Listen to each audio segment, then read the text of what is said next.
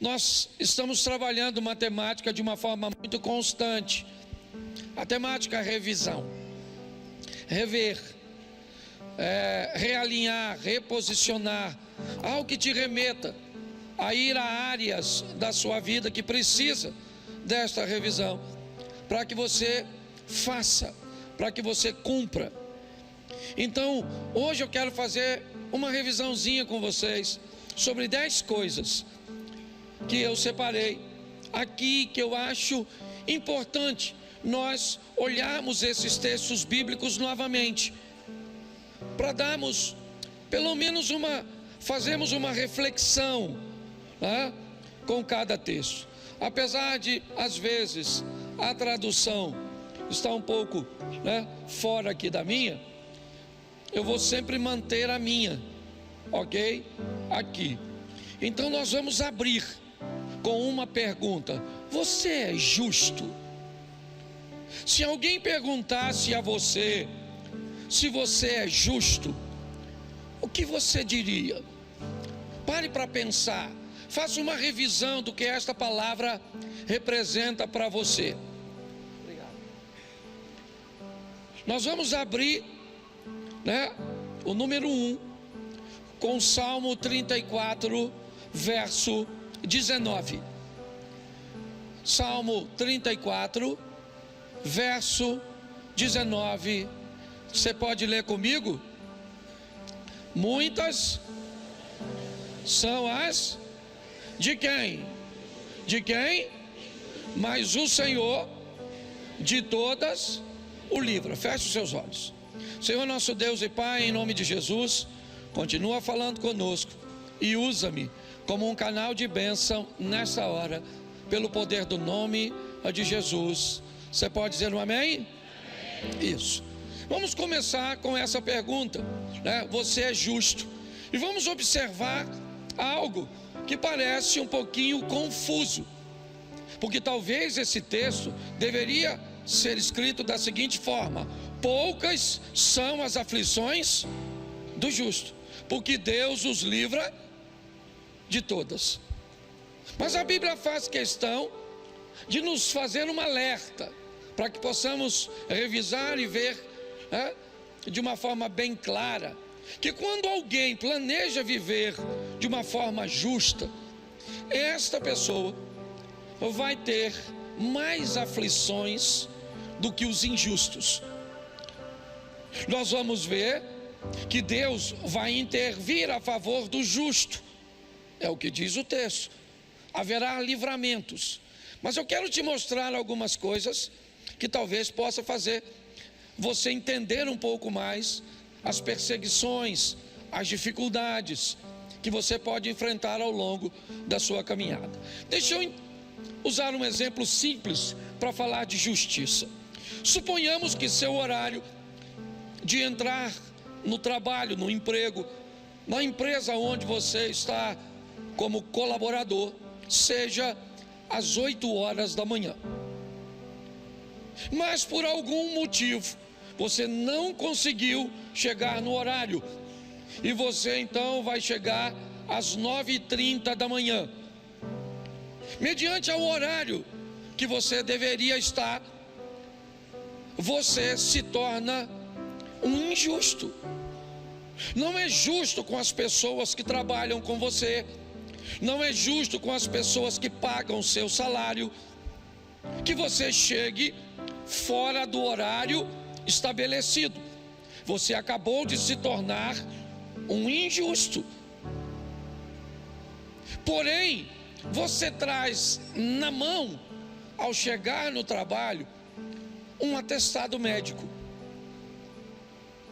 E esse atestado diz, né, ou você traz o histórico dele, que durante a madrugada você teve um problema de saúde e que você acabou necessitando procurar um auxílio médico, e que por causa desse problema, por causa desse mal-estar, desse mal súbito, né, você então necessitou chegar atrasado. Você nem faltou, você simplesmente está trazendo um atestado que justifique aquela né, 1h30 de atraso. Você agora está justificado pelo pelo atestado. O atestado acabou justificando ou tornando você justo, mesmo havendo injustiça. Continua tendo 1h30 de atraso. Pessoas tiveram que fazer o serviço que você deveria ter feito. O patrão vai te pagar as mesmas horas, mesmo não trabalhadas. E por que tudo isso acontece? Porque alguém justificou você. Aqui você se torna um justo através de um documento que você carrega na mão. Quando nós estamos falando a respeito de pecado, é exatamente isso que Cristo fez. Quando nós estamos falando da intervenção de Cristo para transformar eu e você em justo, os nossos pecados, eles não são mentiras, eles não são ilusões, eles são uma realidade. Mas Ele nos justificou. Mas deixa eu ir além um pouquinho para lembrar você o que diz respeito também à dificuldade que o justo enfrenta para viver. Todas as vezes que você resolve ser alguém justo, ser alguém certo, alguém correto, agora usando a palavra justiça numa outra conotação, você precisa estar preparado para viver alguns dissabores. Bom, suponhamos que seu vizinho resolveu colocar um gato no relógio dele, ou uma ligação clandestina, tá certo? E anda fazendo um calor terrível, mas o ar-condicionado do seu vizinho, menino, como ele tem dinheiro para pagar aquilo, não desliga, os meninos ficam no computador. Bom, eu queria lembrar você que a companhia elétrica tem uma estrutura para medir a carga que saiu. E eu queria lembrar você que a companhia elétrica não vai ficar nesse prejuízo. Alguém vai pagar esse geladinho, certo? E quem é esse alguém? O justo. Talvez você já começou a entender o que é a aflição do justo na energia elétrica.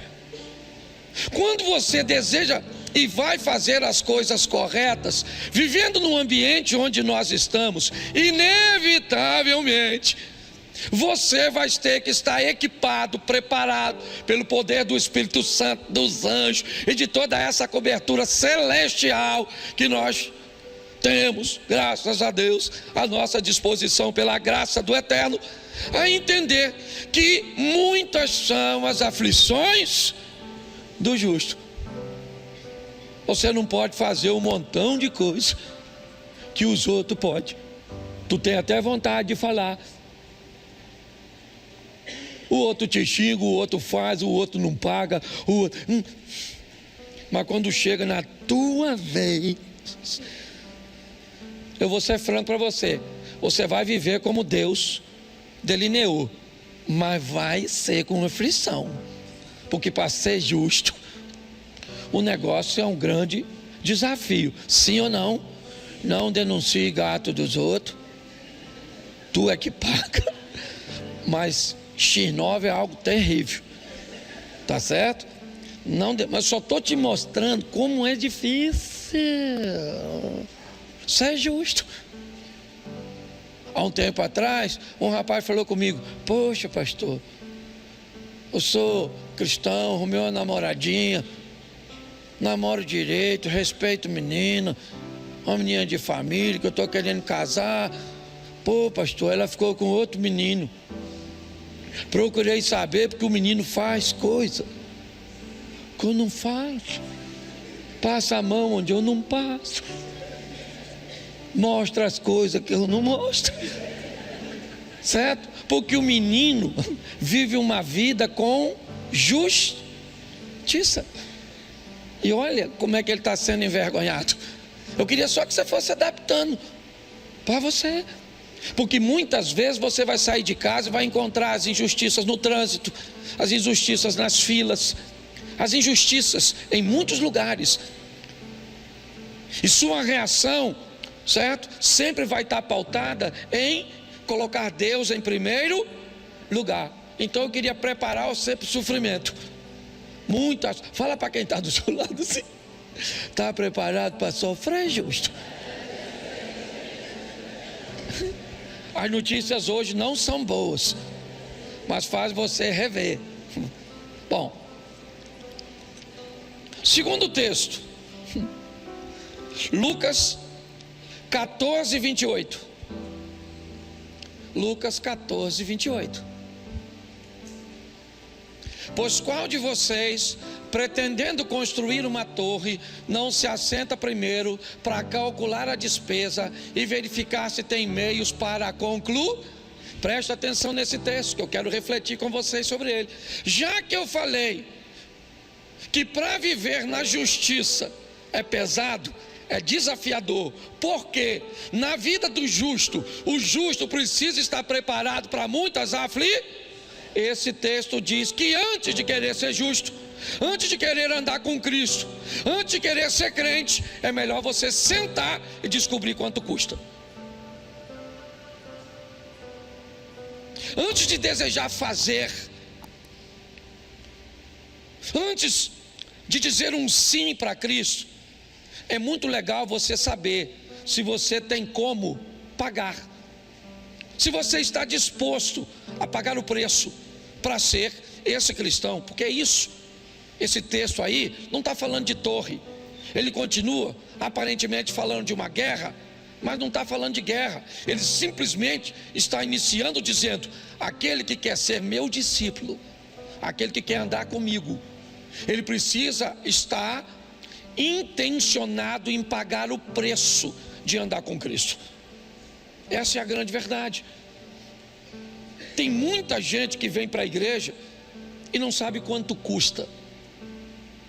Não sabe quanto custa rever seu vestuário. Não sabe quanto custa rever seu vocabulário. Não sabe quanto custa rever os ambientes que frequenta.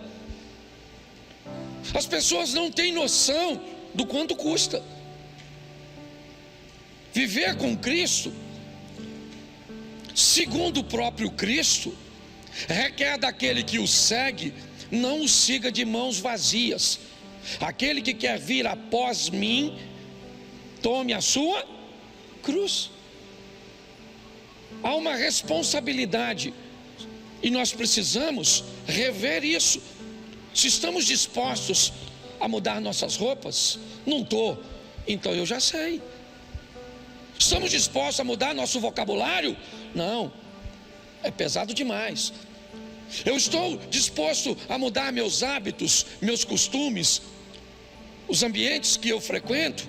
Não, pastor.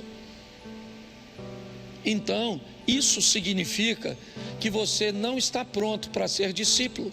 Pode continuar vindo à igreja. Evite levantar a mão. Evite dizer que colocou Jesus no centro da sua vida, porque ainda é caro demais para você. E eu respeito, e ele também. Segundo a Bíblia, se você não estar em condições de pagar um voto, é melhor não fazê-lo. É assim que funciona. Então nós precisamos entender e rever isso. Eu estou apto para pagar este preço? Descubra o quanto custa antes de comprar. Não é assim que eu poderia usar? Quando você olha para alguma coisa interessante que o preço não está exposto, a primeira coisa que você pergunta é: Qual é o valor? Quanto custa, por favor? Tem frete? Você quer saber todas as coisas, porque você precisa ter uma noção se está pronto para pagar. Hoje muitas pessoas querem, né, viver uma vida com Cristo, na igreja, na liderança, com honra, com isso, tendo respeito, admiração, autoridade. Para cada coisa que você quer, tem um preço. Existem lanchonetes que você vai pedindo os sanduíches, e à medida do que você pede, o valor é acrescentado. Há um acréscimo mediante aquilo que você quer que esteja no seu sanduíche. Na nossa vida com Deus também funciona assim. Nós precisamos rever isso. Eu gostaria de ser admirado. Tem um preço. Eu gostaria de ser visto como alguém que tem conhecimento. Tem um preço. Eu gostaria de ser visto dessa forma, de ter isso, de ter aquilo.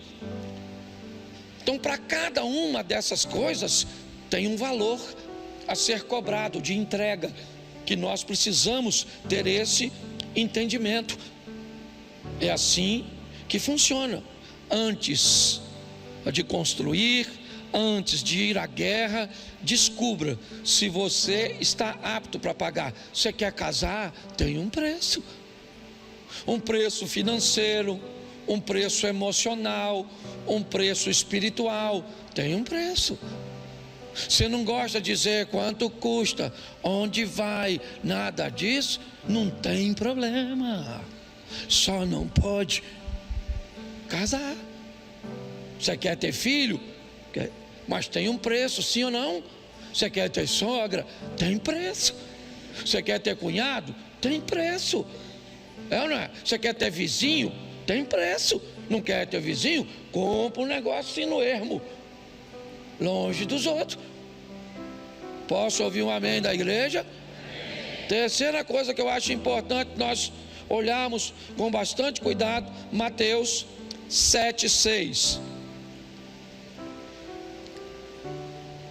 Mateus capítulo 7, verso 6. Não deem aos cães o que é, nem joguem as suas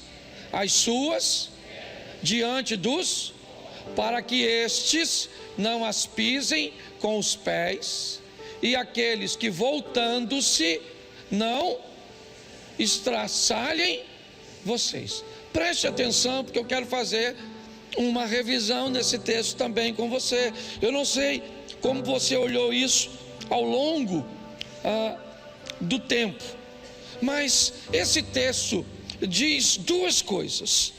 Uma, tem algo de valor nesse texto. Nesse texto tem o santo e nesse texto tem as pérolas. Nesse texto tem duas coisas. Esse texto tem os cães e esse texto tem os porcos.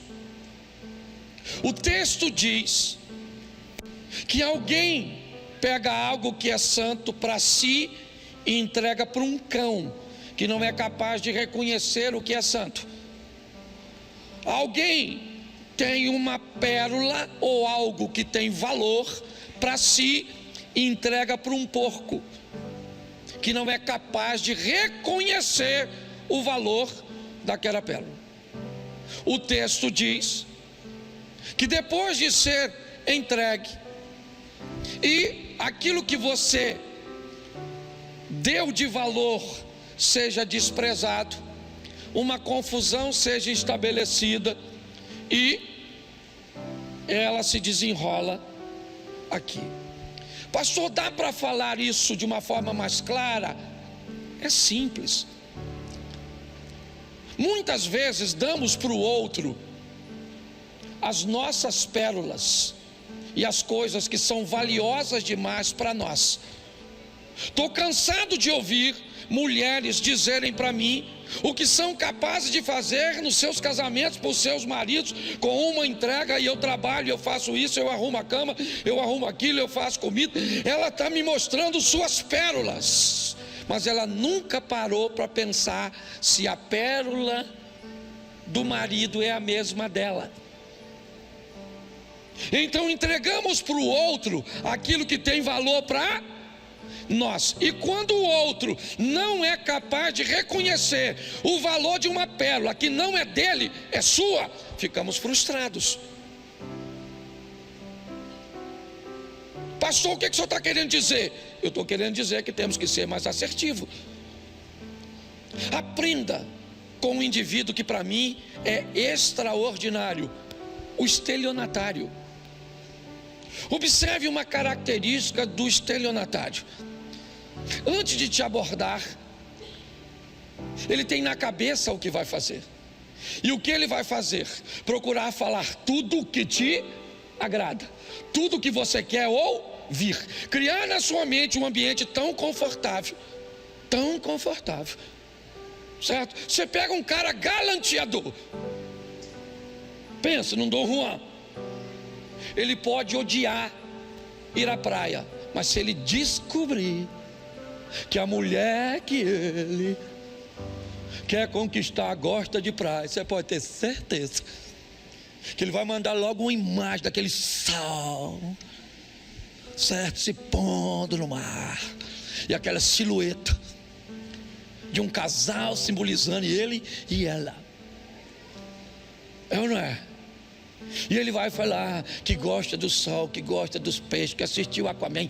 Ele vai falar tudo, porque a proposta é, aí eu te pergunto, querido, está aqui. O que ele está fazendo? Descobrindo suas pérolas, não as dele. Ele coloca o que ele gosta em segundo plano e coloca você em primeiro. Pô, hoje os casamentos vão sair daqui pocando. Louvado seja Deus. Posso ouvir um amém? Isso aí. Descubra qual é a pérola da sua mulher. Aí você vem com aquele discurso: porque eu trabalho igual um doido, porque eu dedico a minha vida, porque é de casa para o trabalho, para a igreja, porque eu não faço outra coisa. E ela está assim, ó. Grandes coisas, Superman.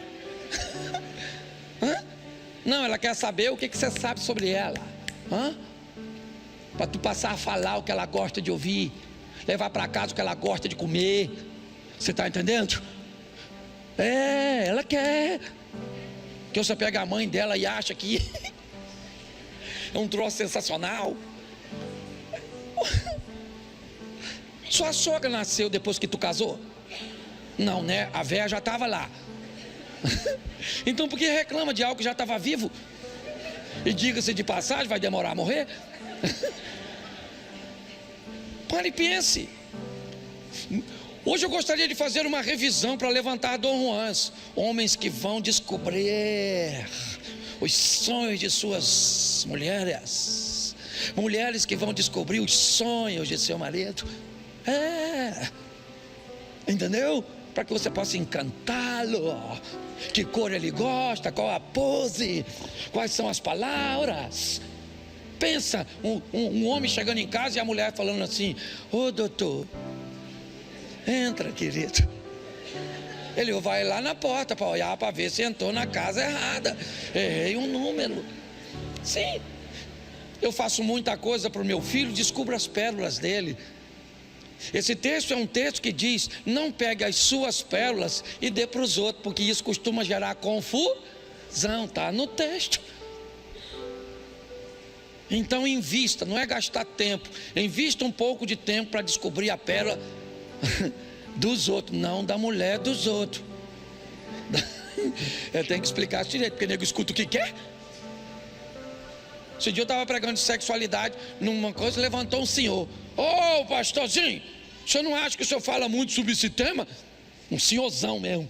Eu falei: ô moço, quantos filhos você tem? Eu acho que ele falou 8. Eu falei: eu falo e o senhor faz? Aí ele sentou e ficou quietinho. Então é importante que você descubra a pérola das pessoas, para você não correr o risco de sofrer demais, dando para elas coisas valiosas, porém que só tem valor para você e não para ela. Posso ouvir um amém para a gente ir para a quarta? Isso. Romanos, capítulo 12, verso 18. Romanos 12, 18. Se possível, repita comigo, lê lá.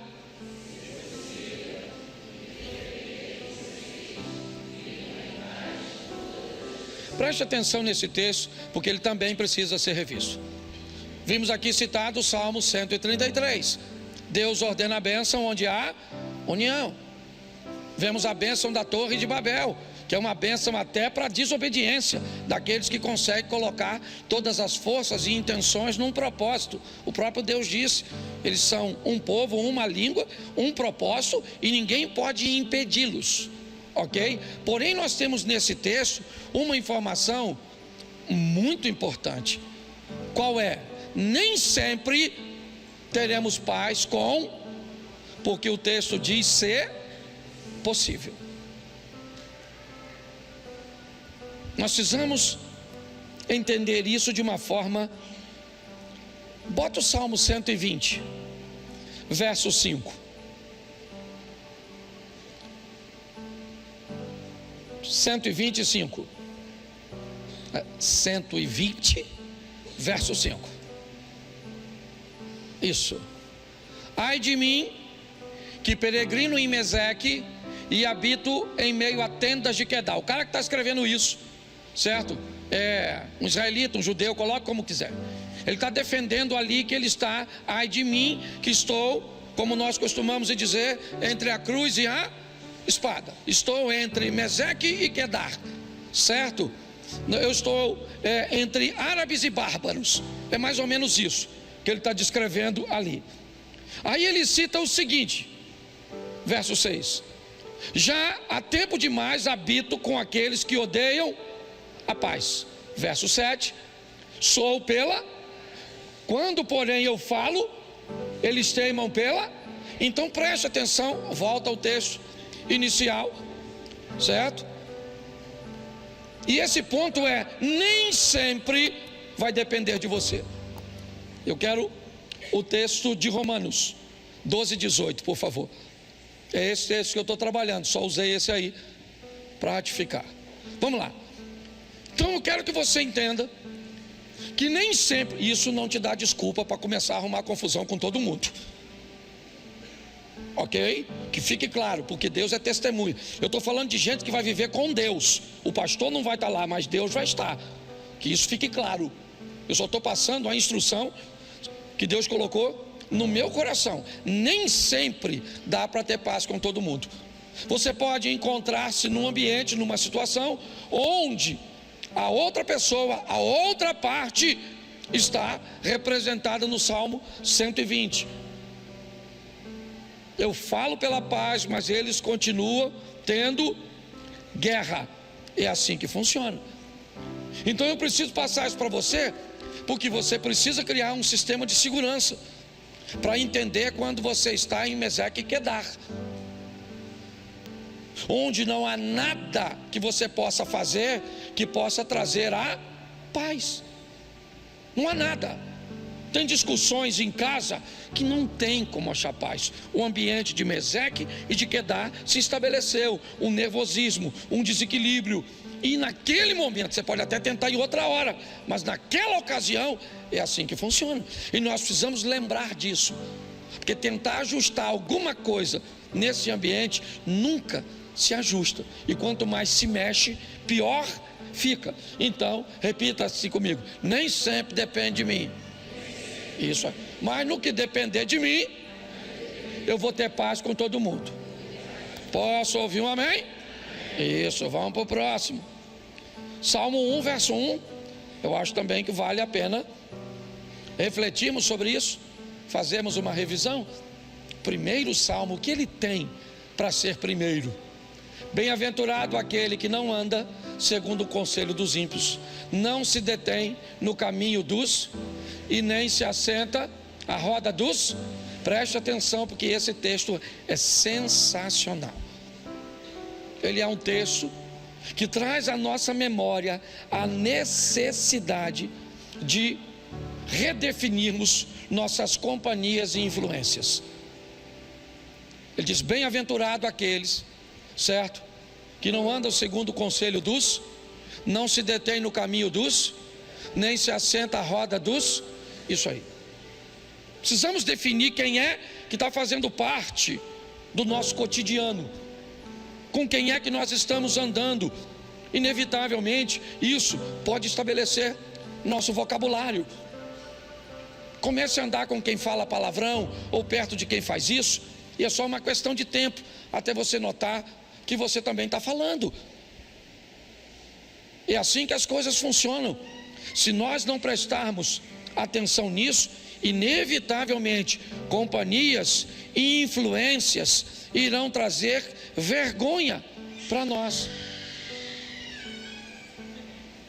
Está forte a criança. Leva ali no ministério infantil ali, louvado, você dá uma aguinha. Glória a Deus, amém? Amém? Verso 6, ou melhor, verso 6, número 6, Isaías capítulo 6, verso 1. Acho também que vale a pena. Todos esses textos eu já usei aqui, eu estou fazendo só uma revisão. Isaías 6, 1.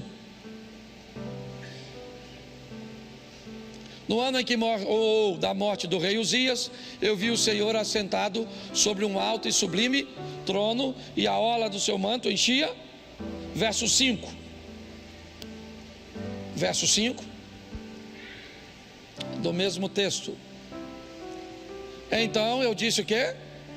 Ai de mim que estou, porque sou um homem de lábios e habito no meio de um povo de impuros, e os meus olhos viram o rei, o Senhor dos.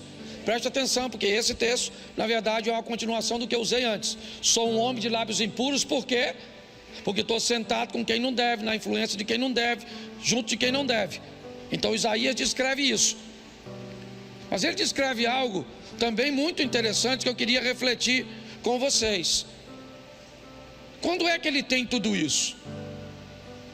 Quando Uzias morre. Esse texto é um texto para mim que acontece 3 coisas.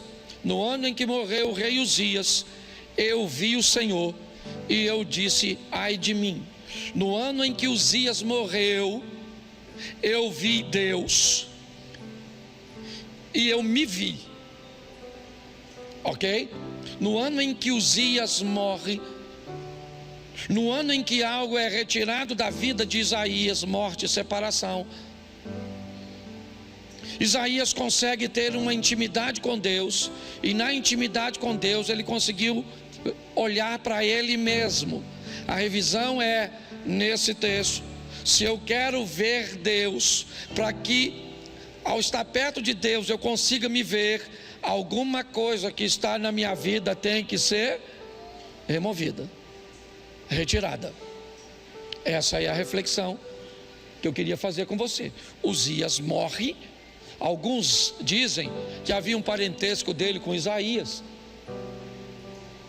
Eu não sei se havia de verdade, mas se havia, eu posso dizer que talvez Isaías jamais desejasse a morte de Uzias. Porque se Uzias é o rei e você é parente do rei, imagine o quanto de benefício você não tem por ser parente de alguém que é tão poderoso e que te dá tantas vantagens. Às vezes algumas coisas precisam sair da sua vida, mas elas são tão vantajosas que você não quer tirar. Às vezes algumas pessoas deveriam morrer, sair, se separar de você, mas te trazem tão bem-estar, aparentemente, te trazem tantas vantagens que é melhor conviver com elas.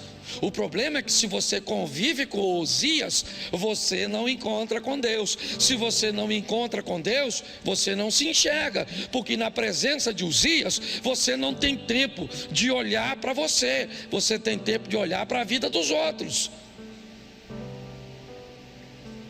Esse é um texto que, se aplicarmos na nossa vida com cuidado, eu vou entender: coisas morrem, eu me aproximo de Deus e passo a viver uma nova fase na minha vida, conseguindo me enxergar de fato. Posso ouvir um amém? Gálatas 6, 7, esse eu tenho usado aqui direto. Gálatas 6, verso 7. Não vos, porque Deus não se, pois tudo aquilo que o homem E isso também, esse é um texto clarérrimo que eu tenho usado aqui sempre, que é a reação de nossa ação. É um texto que diz: não errem, porque se você errar, você vai ter que se encontrar com o efeito do seu erro. Não errem, porque Deus não toma injusto por justo. Ele é misericordioso, mas Ele é justo. Então muito cuidado com o que fazemos, porque a Bíblia diz: então errem. Isso aqui é o que fala a supergraça. Não se preocupe, faça o que você quiser. No final Deus corrige a rota. Ele é amor, Ele é amor. Deus é amor, sim ou não? Sim, mas Ele não é somente amor, Ele também é justiça. Ele é fogo consumidor. Então não brinca com isso. É melhor revermos isso, certo?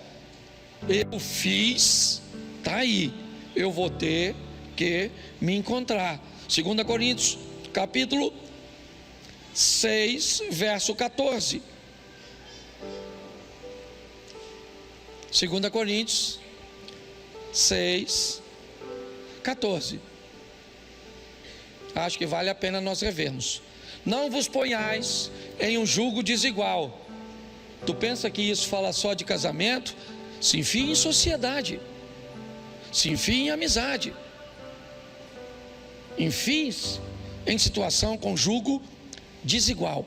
Aqui ele usa a expressão incrédulos, mas o jugo, né? Lembra do jugo? Jugo, aquilo que prende os dois animais, certo? E ele diz: quando está no mesmo jugo duas pessoas com propósitos diferentes, isso vai gerar problema. Mas aí o texto continua, e é aqui que eu quero refletir. Portanto, que sociedade pode haver entre a injustiça ou justiça e a iniquidade? Ou que comunhão? Bom, aí eu venho para uma pergunta que é a tônica do momento: quem é quem?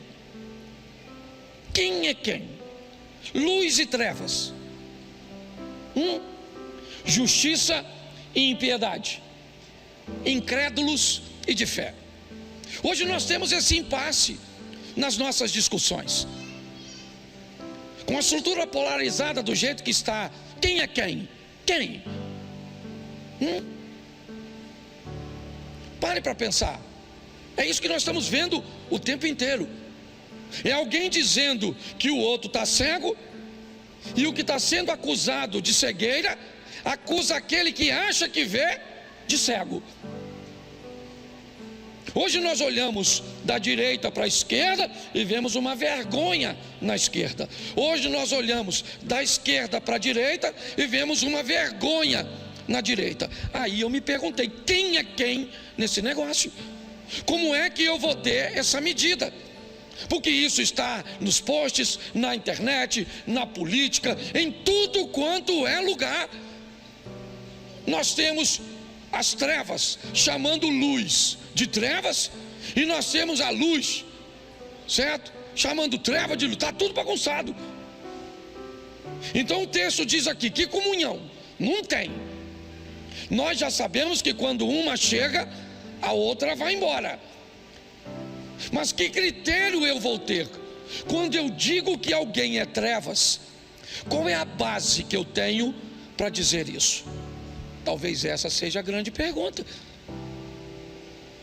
Quando alguém disser assim: você está cego, você está em trevas. Não estou aqui defendendo nem direita nem esquerda, não é isso. Estou falando para cabeças pensantes. Vou dar para você, certo, o princípio de avaliação nosso. Você está numa igreja onde a base é bíblica, certo? E ela é o ponto de avaliação. Se não for, deleta, porque essa mensagem não é para você.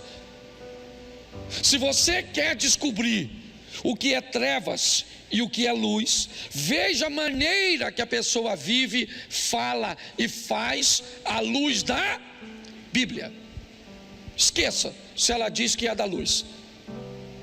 a Bíblia diz que Satanás tem a capacidade de, mesmo sendo trevas, se transformar num anjo de luz e continuar em trevas, mas com aparência de luz.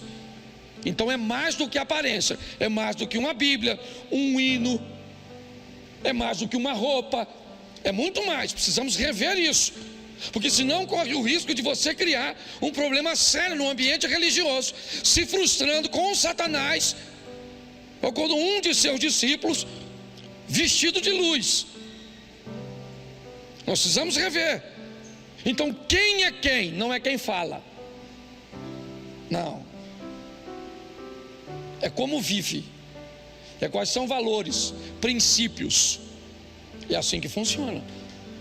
Desculpe o que eu vou falar aqui, mas eu estou falando à luz da Bíblia. Estou pedindo desculpa, mas é uma desculpa meio que linguagem figurada, certo? Você é a favor de aborto? Não precisa responder, por favor, não estou querendo expor ninguém a nada, certo? Segundo a Bíblia, trevas ou luz? Isso, segundo a Bíblia. Não quero saber o que você pensa. O que você pensa, ó, beijinho no ombro. Estou falando aqui, Bíblia. Aborto, a favor, segundo a Bíblia, trevas ou luz? Isso aí. Adultério, trevas ou luz? Fofoca, trevas ou luz? Isso aí. É assim que funciona. Então a gente dá uma olhada e descobre quem é quem. Já deu para localizar tudo. Esquece o outro, lembra? Passagem anterior, eu vi o Senhor e me vi. Para de olhar a vida do outro. Aí você já deu uma olhada para o irmão, falou, aquilo lá é treva. É assim que funciona. É importante nós olharmos quem é quem. Você descobre quem é quem, certo? Dando uma olhadinha em quem é luz e quem é. Isso aí. 9, falta só 2, estou acabando já. 2 Samuel, capítulo 16, verso 9. 2 Samuel 16, 9. Então Abisai, filho de Zeruia, disse ao rei: por que amaldiçoaria este cão morto ao rei, meu senhor? Deixa-me passar e lhe tirarei a cabeça. Preste atenção, porque esse é um texto que eu quero falar, que precisa ser revisto, sobre sofrer com dignidade. Sofrer com dignidade. Sua mulher foi embora, você sofre ou não? Sim ou não? Mas sofra com dignidade. Você perdeu um emprego que era fantástico, que você amava, o que você mais gostava de fazer. Você sofre ou não? Mas sofra com dignidade. Você perde um filho. Seu filho nasce de uma forma que você não esperava. Você vai sofrer sim ou não? Mas sofra com dignidade. E a dignidade no sofrimento é não se rebaixar, é não se desesperar, é não desistir, é sofrer com dignidade, com postura. Seu cônjuge foi embora, vai doer, às vezes vai embora com outro, é humilhação, é terrível. Tem que olhar para a sociedade, para os parentes. Não sofrer, né? Não é uma opção para você. Agora, não se permita se tornar ridículo. Não se permita sofrer de uma tal forma onde as pessoas tenham pena de você. Não é assim. Está aqui, ó. Esse é um texto. Talvez você nunca se deparou e nem sabe o contexto dele. Eu vou falar para vocês. Davi, ele assume o trono. Um trono deixado, na verdade, por um homem da tribo de Benjamim, Saul. É lógico que com a queda de Saul, a família de Saul, que tinha privilégios por ser familiares do rei, agora não gozam mais de tais privilégios. E pior, já descobriram que o novo rei não é tão santinho assim. É alguém que não matou o rei para tomar o lugar dele, mas matou a mulher de um homem de confiança e a engravidou. Esse é Davi. Então Davi vem passando, e Simei, que é parente de Saul, começa a espraguejar, começa a amaldiçoá-lo, e pior, taca pedra nele, com provocação, falando de tudo que Davi fez. Davi já viu seu filho morrer, é verdade, as coisas não estão boas para ele. Lembra, ele sofre durante 7 dias, não come, não toma banho, não quer falar com ninguém. Se tinha um homem que conhecia o endereço de Deus, esse homem era Davi. Mas a dignidade cuja qual ele sofre é algo que nos ensina muito. Às vezes a vida vai fazer você perder ou descobrir coisas a respeito de você que você não gostaria. Um câncer, uma esterilidade, um problema. Não se torne insensível, sofra, mas aprenda a sofrer. Quando Simei está atacando pedra, gritando, espraguejando Davi, um dos valentes de Davi. Lembra? O Salmo 1, bem-aventurado aquele que não anda segundo o conselho dos, não se detém no caminho dos, não se assenta na roda dos. O processo seletivo de Davi no começo não foi muito bom. Ele não tinha muitas opções, então ele chamou endividados e toda aquela estrutura que você deve saber. Mas ao longo do tempo, ele transformou esses caras em valentes. E Abisai diz a Davi: quem é esse infeliz, esse cão, um cão morto? Preste atenção, ele é uma ameaça, Davi. Ele é parente de um rei deposto. E Davi, bota o verso seguinte, por favor. Eu acho que foi o seguinte que eu coloquei aqui. Está no... Deixa o 10 mesmo. Respondeu o rei: que tenho eu convosco, filhos de Zeruia? Certo? Ora, deixai-o amaldiçoar, pois se o Senhor disse, né? Lhe disse: amaldiçoai a Davi, quem diria? Porque assim fizeste. Eu gosto dele. Um de seus homens disse: eu vou matar esse cara agora, que está gritando, amaldiçoando. Ele disse: você não vai matar ninguém, cara. Você não vai matar ninguém. É meu tempo de sofrer. Eu vou sofrer com dignidade. Qual era o problema? O problema era o alarde. Tá, Davi está passando. Tá bom, está passando. Mas tem alguém gritando, dizendo quem é que está passando, o que fez. Mas ele é alguém, sabe, que sabe sofrer com dignidade. Mas preste atenção, no primeiro livro dos Reis, no capítulo 2, no verso 8. 1 Reis 2, 8.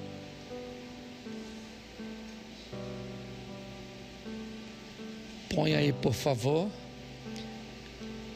1 Reis, você botou o segundo.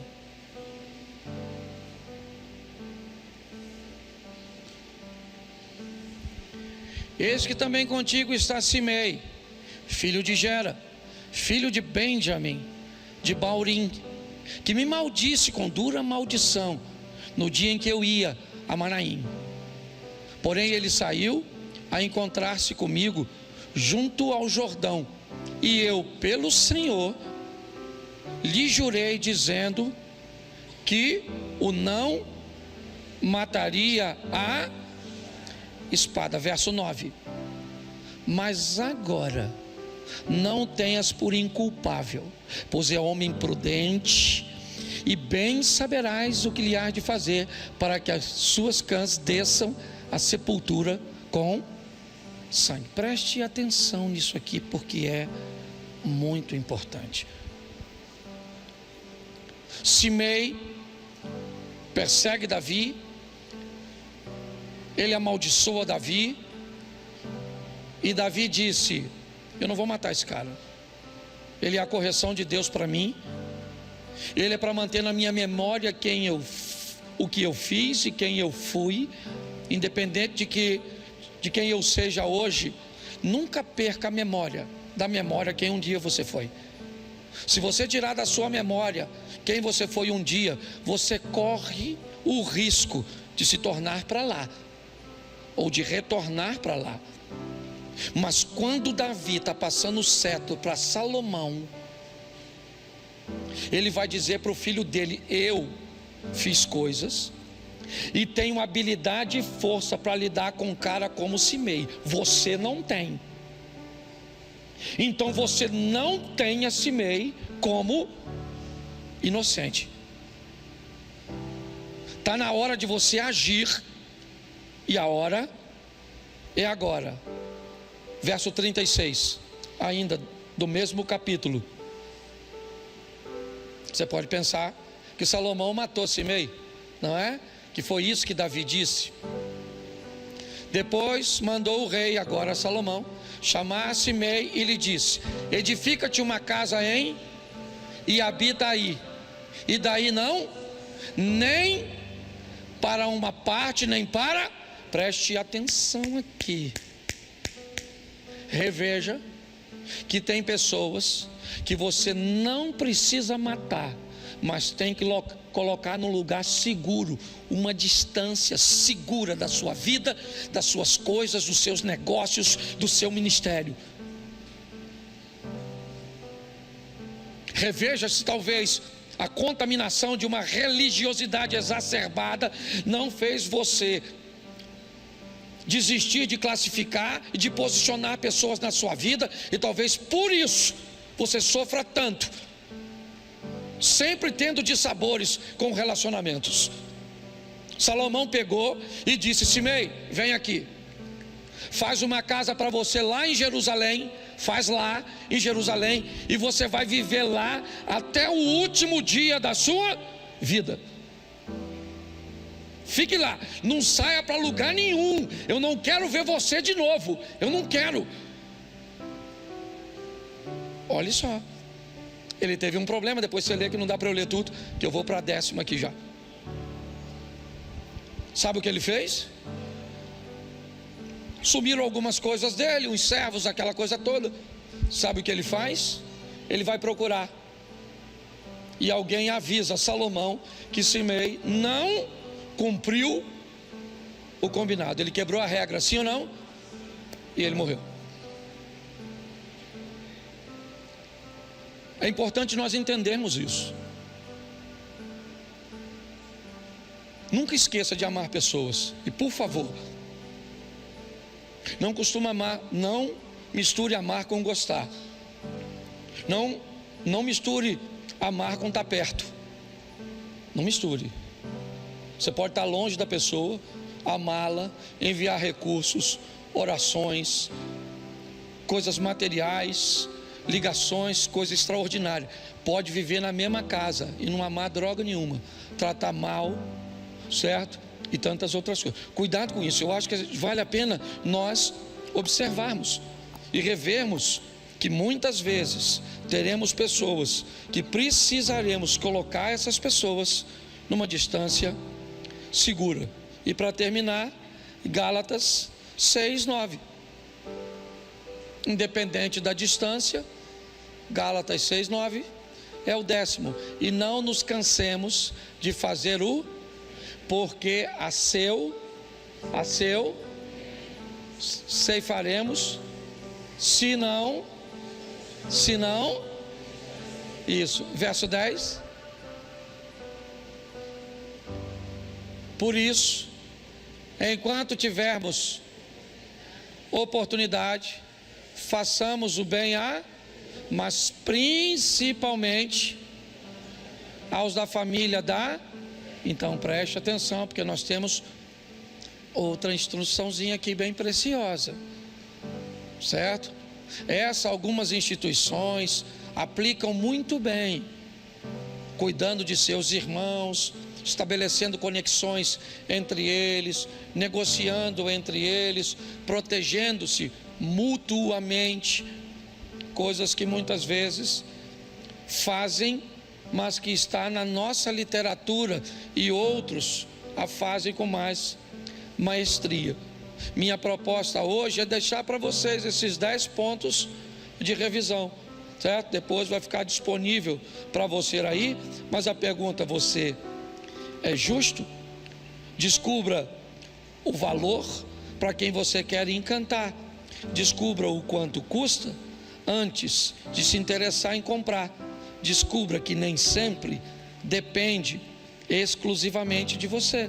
Defina suas companhias e influências. Coisas morrem, você se aproxima de Deus e vê você mesmo. O plantio é opcional, a colheita é obrigatória. Descubra quem é quem está em trevas e quem está na luz. Sofra com dignidade e procure fazer o... Você pode ficar de pé? Vamos orar e você vai embora, em nome de Jesus. Isso. Feche seus olhos. Senhor nosso Deus e Pai, muito obrigado, ó Deus, por aquilo que o Senhor dividiu conosco nesta noite. Que essa palavra não se perca do nosso coração e que possamos rever, ó Pai, muitas vezes, como diz a Tua palavra, vamos botar de uma forma tão nítida na nossa frente, que até se passarmos correndo, seremos capazes de ler e de notar. Estamos num ano onde estamos revendo, e isso tem sido muito valioso para nós. Abençoa-nos, ó Deus, ou continua nos abençoando. Leva-nos aos nossos lares, guardado por Tuas boas mãos poderosas. Que o grande amor de Deus, nosso Pai, a graça de nosso Senhor e Salvador Jesus Cristo e as doces consolações do Santo Espírito de Deus seja para com todos, em nome de Jesus. Você pode dizer amém? Tem uma outra possibilidade de raciocínio? Então diz aí nos comentários. E se você chegou até aqui, eu tenho certeza que é porque você gostou do vídeo. Então deixa aí o seu like. Se você não se inscreveu ainda, não perca tempo, inscreva-se e ative as notificações. O nosso desejo é que Deus abençoe muito a sua vida, a sua família, a sua casa. Até o próximo vídeo.